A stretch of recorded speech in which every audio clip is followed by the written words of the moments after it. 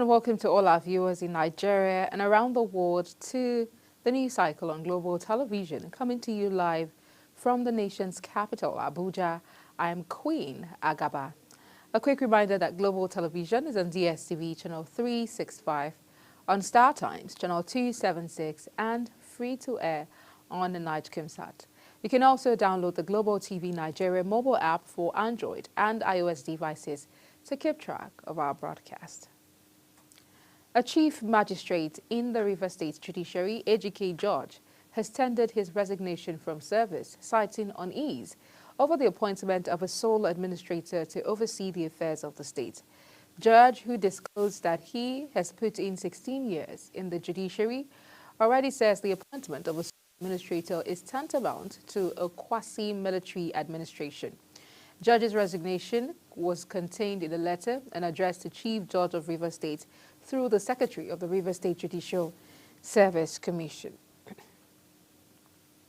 The presidency has dismissed notion of fresh revelations emerging from a United States court, directing the Federal Bureau of Investigation and the Drug Enforcement Administration to release files on President Bola Tinubu's past investigation.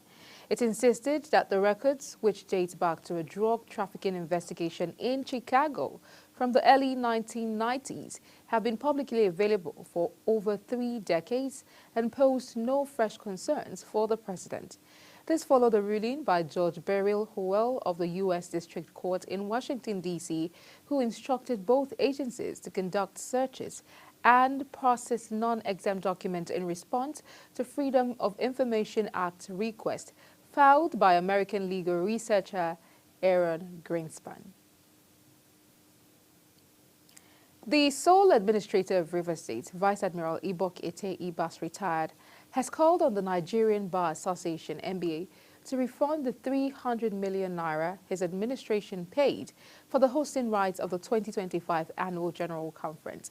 The NBA had previously reversed its decision to hold the event in Rivers State, citing the declaration of a state of emergency and the collapse of democratic structures in the state as reasons for moving the event to Enugu. In response to the development, Ibas stated while the state respects the association's right to choose its conference venues, it finds it curious that the NBA, despite its principled position, has not addressed the refund of the 300 million naira already paid by the Rivers State government for the hosting rights of the 2025 conference. In another development, women in Port Harcourt, Rivers State, have staged a peaceful protest in support of emergency rule in the state.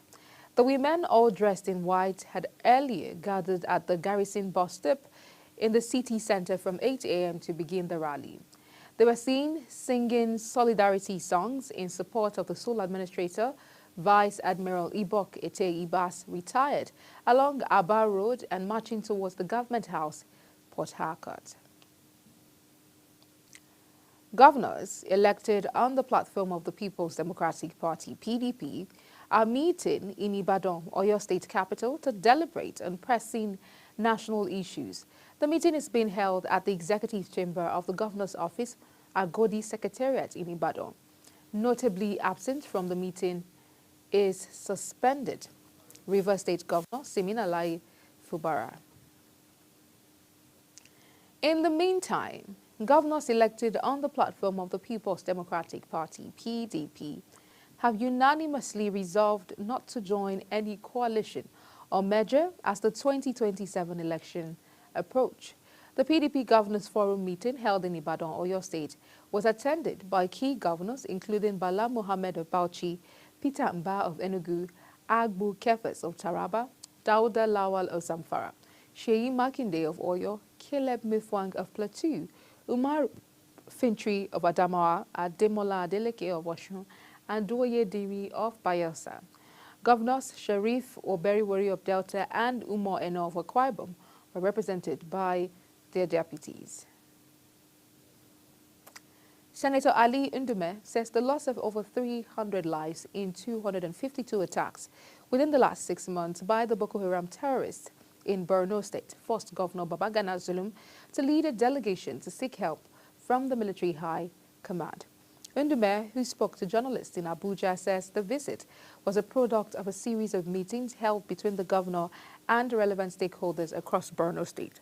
The senator, who was part of the delegation that visited the Chief of Defense Staff, General Christopher Musa, the Chief of Army Staff, and his counterparts in the Army and the Navy in Abuja, acknowledged that the military was doing its best despite being overstretched. An Oyo State High Court sitting in Ibadan, the state capital, has dismissed a suit contesting the nomination and installation of the Olugbon of Orile Igbon, Oba Francis Olushola Alao. In his ruling, Justice K.A. Adedokun nullified the case for lack of jurisdiction. 4 members of the Akimbola family who instituted the suit contested the selection, appointment, and approval of Oba Alao as the Olugbon. The Bureau of Public Procurement, BPP, says it is collaborating with the anti-corruption agencies to ensure that the procurement process in the country is not compromised. The Bureau has also promised to publish a revised list of civil society organizations, CSOs, that the ministries, departments, and agencies, MDAs, can invite to observe procurement processes. Director General of BPP, Adebowale Adedokun, made the disclosure on Monday in Abuja at the one-day National Stakeholders Interactive Workshop with CSOs in Nigeria on the current trends in procurement practices and their roles in procurement reforms. Former presidential candidate of the Labour Party, Peter Obi, has paid a condolence visit to Plateau State following the recent killings in Boko's area of the state. A statement on X says Obi traveled from Abuja to Jos, the state capital, to express sadness over what he described as senseless killings and stated that such violence is unacceptable in a country not officially at war. You're watching the live broadcast of the News Cycle. When News Cycle returns, our UN economist projects 3% global trade shrink. Details coming shortly after the break. Please stay with us.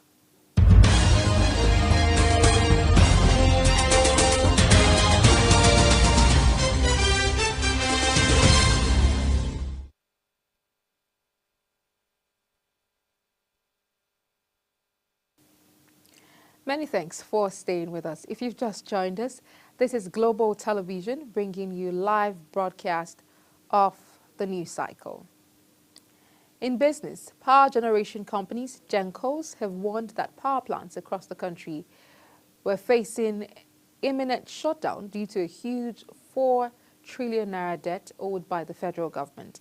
In a statement issued by the Board of Trustee Chairman of the Association Power Generation Companies, APGC, Colonel Sani Bello, the generation company says they are owed 2 trillion naira for power supplied in 2024 and 1.9 trillion naira in legacy debts. The companies noted that plants were being paid less than 30% of monthly invoices for power supplied to the national grid. Organization of Petroleum Exporting Countries, OPEC, has slightly lowered its forecast for oil demand growth on Monday, citing the impact of U.S. tariffs on the world economy.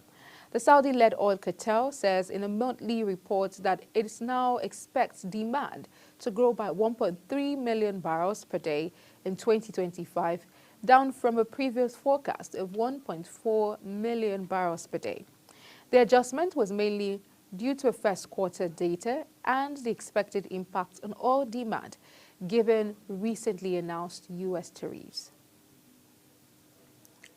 On the foreign scene, U.S. Department of Homeland Security, DHS, has announced a new rule requiring all foreign nationals who stay in the country for more than 30 days to register with the federal government. The directive introduced this week is one of the strictest immigration measures in recent years.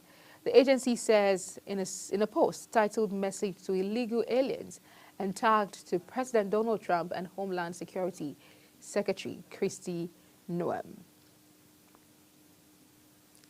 Israel intensifies its land and air attacks on Gaza, with artillery and air raids hitting several areas of Khan Yunis in the south. The World Health Organization says a Palestinian child has died due to disruption of medical care after Israeli forces bombed the Ali Arab Hospital in Gaza City as global condemnation grows over the assault. Yemeni officials say U.S. attacks near the capital Sana'a have killed 6 people and wounded 20 at the Houthi rebel group claims missile attacks on Israel's main airport. Yemen's Houthi rebels say the number of dead from the U.S. strikes carried out overnight in west of the capital Sana'a had risen to 7 dead with dozens wounded. The strikes targeting a factory in the Al-Sawari industrial zone in the Bani Mata region led to the death of 7 citizens and the injury of 29 others, including 1 in critical condition. U.S. strikes targeted various other areas in the country, including the Sada and Hodeidah provinces. In sports, Nasarawa United players have been rewarded with 3.5 million naira for the matchday 33 victory over Plateau United. The announcement of the cash gift is contained in a statement signed by Eche Amos, Director of Media of the club in Lafia. Governor Abdullahi Sule and the State Commissioner for Youth and Sports Development, Kwanta Yakubu, handed out the cash gift to the players. Nigeria's Flying Eagles will begin their quest for an 8th continental title against Tunisia, Kenya and Morocco in Group B of the 2025 Under-20 AFCON in Egypt. The group stage draw conducted at the Egyptian Football Association headquarters in Cairo officially signaled the start of the 18th edition of the tournament that has long served as a launch pad for some of Africa's finest football talents, running from April 27 to May 18. This year's championship will feature 13 teams divided across 3 groups. Group A with 5 teams, while Group B and C will each include 4. The top 2 teams from each group, along with the 2 best third-place teams, will progress to the quarterfinals. Nasarawa United has been banished from the Lafia Township Stadium and fined 6 million naira by the Nigeria Premier Football League for repeated violations involving poor security and fan misconduct. The sanctions follow confirmed reports of an assault on Plateau United player Vincent Temitokbe and an attempt to harass match officials after the matchday 33 fixture between both clubs.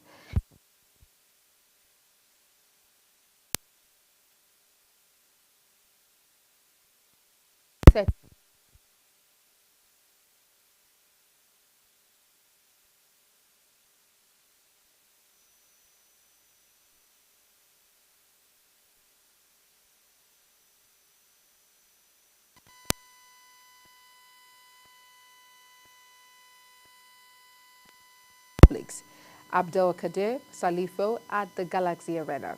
The 36-year-old ranked 20th in the world and second in Africa, shares 1,290 ranking points with long-time Egyptian rival Omar Asser, who sits 1 place ahead at 19th. His opponent, Salifo, aged 35, is the lowest-ranked player in the tournament at 117th with 117 points. Though the matchup favors the Nigerian on paper, Aruna knows the pressure of expectation and the fine margins that define the World Cup stage. And that's it on Global TV News Cycle. A quick reminder that Global Television is on DSTV channel 365, on StarTimes channel 276, and free-to-air on NigerComSat. Kindly follow us across all social media platforms using @Global TV NG and other handles now showing on your screen. I am Queen Agaba. Thank you for watching and see you again.